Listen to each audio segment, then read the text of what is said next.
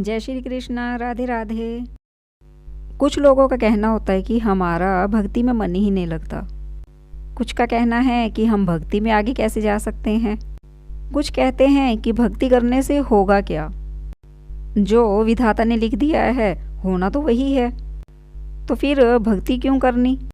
और अगर हम भक्ति करते भी हैं तो हम भक्ति में आगे कैसे जा सकते हैं। क्या भक्ति में भी स्टेज होती हैं, कोई फर्स्ट पोजीशन, सेकंड पोजीशन, इस तरह से। देखिए, भक्ति किसी से कहकर नहीं करवाई जाती। भक्ति की जाती है अपने मन से, अपने विचारों से और अपने संस्कारों से, जो माता पिता अपने बच्चों को बचपन में विरासत के रूप में देते हैं। संस्कार कभी एक दिन में किसी भी इंसान के अंदर नहीं आ सकते, ये तो बचपन में ही डाले जाते हैं। देखिए, बच्चे वही करते हैं जो वो देखते हैं। जब घर के बड़े माता पिता घर में पूजा पाठ करते हैं, अच्छा माहौल बनाकर रखते हैं, तो बच्चे भी फिर वैसा ही करते हैं। और अगर कोई बच्चा बचपन से अपने घर में पूजा पाठ करते हुए देख रहा है तो उसे भक्ति सिखाने की ज़रूरत नहीं है। ऑटोमेटिकली वो बच्चा अपने आप ही भक्ति करने लगेगा। भक्ति करने से होगा क्या। जब इंसान भक्ति करने लगता है तो उसकी आत्मा पवित्र होने लगती है, वो बुरे कर्मों से दूर हो जाता है। और जब इंसान अच्छे कर्म करता है तो आत्मा अपने आप संतुष्ट रहती है, मन को शांति मिलती है। और जब बुरे कर्म होंगे ही नहीं तो परमात्मा भी साथ देता है। भगवान ऐसे इंसान के साथ हर पल रहते हैं। बुरे इंसान का तो घर वाले, समाज सभी साथ छोड़ देते हैं, तो भगवान भी साथ छोड़ देता है। क्या भक्ति की भी कोई स्टेज है? जी हाँ। जब आप पढ़ने लगते हैं तो फर्स्ट क्लास को पास करते हैं, सेकंड क्लास को पास करते हैं और आगे से बढ़ते चलते जाते हैं और इस तरह से तरक्की करते हैं। इसी तरह से भक्ति में भी स्टेज आती हैं।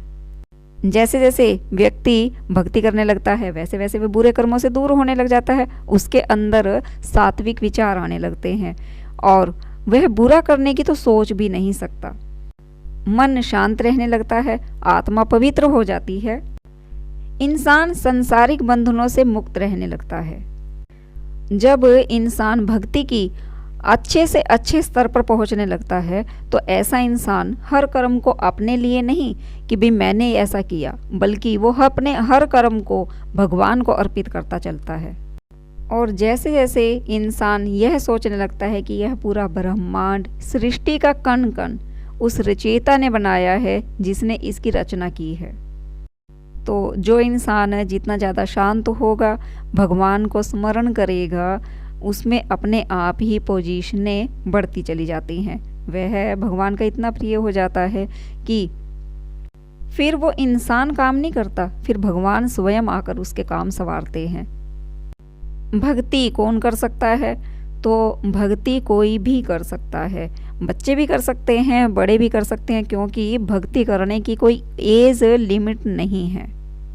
और जो इंसान ये सोचता है कि जब मैं सभी कामों से फ्री हो जाऊंगा, जब मैं बड़ा हो जाऊंगा तब मैं भक्ति करूंगा, जब मेरी शादी हो जाएगी तब मैं भक्ति करूंगा, जब मेरी नौकरी लग जाएगी तब मैं भक्ति करूंगा, जब मेरे बाल बच्चे हो जाएंगे तब मैं भक्ति करूंगा, या जब मैं अपने बच्चों को भी सेट कर दूंगा, उनकी शादियां करवा दूंगा तो तब मैं भक्ति करूंगा, जब मेरा बुढ़ापा आ जाएगा मैं तब भक्ति करूंगा।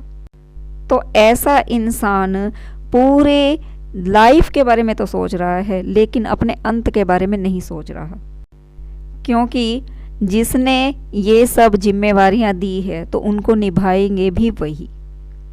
पहली बात तो जिसने ये जिम्मेवारियां दी हैं तो वही इन जिम्मेवारियों को भी पूरा करेंगे। और जो इंसान ये सोचता है कि ये सब जिम्मेवारियां मेरी हैं और मैं करूँगा इनको पूरा, तो वो सबसे बड़ा महामूर्ख है। क्योंकि भगवान की मर्जी के बिना जब एक पत्ता नहीं हिल सकता तो क्या आप अपनी जिम्मेवारियों को पूरा कर सकते हैं? क्या आप भगवान को याद किए बिना अपनी भक्ति में आगे बढ़ सकते हैं? बिल्कुल नहीं। भक्ति शुरू करने के लिए कोई दिन, कोई समय निश्चित नहीं है। आप दिन में, रात में, किसी भी समय भगवान का नाम स्मरण कर सकते हैं, क्योंकि भगवान तो हर समय है, हर क्षण है। इसीलिए ये गलती मत कीजिए कि जब मैं सभी जिम्मेवारियों से, सभी कामों से फ्री हो जाऊंगा तब मैं भक्ति करूंगा, या मैं बुढ़ापे में जाकर भक्ति करूंगा, क्योंकि अभी मेरी ये समय नहीं है भक्ति करने का, मेरी अभी आयु भी नहीं है भक्ति करने की, अभी तो मेरी पूरी जवानी पड़ी है, मैं बुढ़ापे में जाके भक्ति करूंगा। तो ऐसा मत सोचिए, आप अपने उस अमूल्य समय को वेस्ट कर रहे हैं जो आपको भगवान ने अनमोल धरोहर के रूप में दिया है। देखिए, जैसे एक दिन में पढ़ाई कर कर आप एग्ज़ाम में नहीं बैठ सकते, और अगर बैठ भी जाएंगे तो आप फेल हो जाएंगे, उसी तरह से अगर आप ये सोचें कि मैं बुढ़ापे में जाके भक्ति कर लूँगा और भगवान खुश हो जाएंगे, तो ये बिल्कुल भी मत सोचिए, क्योंकि ये ज़िंदगी भी एक एग्ज़ाम है। जब आप आखिर में भगवान के एग्ज़ाम में बैठेंगे तो आप उसमें फेल हो जाएंगे, और उस समय में फेल होने का जो सबसे बड़ा रीज़न होगा वो ये है कि आपने समय रहते तो एग्ज़ाम की तैयारी की नहीं, आपने भक्ति तो की नहीं। तो फिर भगवान से ये उम्मीद कैसे रख सकते हैं कि जब हमारा अंतिम समय आए तो भगवान हमें लेने के लिए आए। फिर तो जैसा आपने भगवान को याद किया था, तो भगवान भी जब उनका मन करेगा तब वो आपको याद करेंगे। इसीलिए इस भौतिक सुख साधनों में अपना टाइम खराब मत कीजिए। भक्ति में आगे कैसे बढ़ा जा सकता है?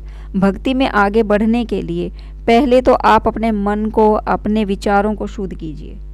अगर आप बैठकर भक्ति नहीं कर सकते तो, या फिर आप भक्ति जानते ही नहीं कि कैसे की जाती है, या फिर आप उस फिक्स टाइम पर भक्ति नहीं कर पाते हैं कि जो भक्ति करने के लिए समय बनाया गया है, सुबह में, शाम में, और ऐसा ना कर पाने के कारण आप ये सोचते हैं कि नहीं, आज का दिन तो अब निकल चुका है और आज तो भक्ति नहीं हो सकती, अब कल करेंगे।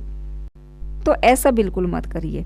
अगर आप सुबह में जल्दी नहीं उठ पाए हैं या शाम को आप पूजा नहीं कर पाते हैं, तो जिस समय भी आपको समय मिले आप उसी समय भगवान को याद कर लीजिए, उसी समय आप पूजा पाठ कर लीजिए, क्योंकि सभी समय, सभी दिन, सभी तिथियां भगवान की बनाई हुई हैं। भक्ति में आगे बढ़ने के लिए क्या क्या स्टेप हैं? तो भक्ति में आगे बढ़ने के लिए जब आप अपने मन और विचारों को शुद्ध कर लेंगे, तो जैसे ही भी भक्ति आपको आती है वैसी कीजिए। भगवान का सिर्फ नाम ले लेना ही आपकी भक्ति को सार्थक कर देता है। अगर आप एक निश्चित समय पर, निश्चित स्थान पर बैठकर भक्ति नहीं कर पा रहे हैं, तो आप माला जप कर सकते हैं, पेड़ पौधों की सेवा कर सकते हैं, निर्धनों की सेवा कर सकते हैं। ये सभी भक्ति के ही माध्यम हैं। अपने बड़े बुजुर्गों की सेवा कीजिए, उन्हें खुशियाँ दीजिए, ये भी भगवान की ही सेवा है। और भगवान को जो सबसे ज़्यादा पसंद है वो भक्ति कौन सी है? वो कर्म भक्ति है। अपने कर्मों से प्यार करना सीखिए, अपने कर्मों को शुद्ध कीजिए, कभी भी बुरा कर्म मत कीजिए।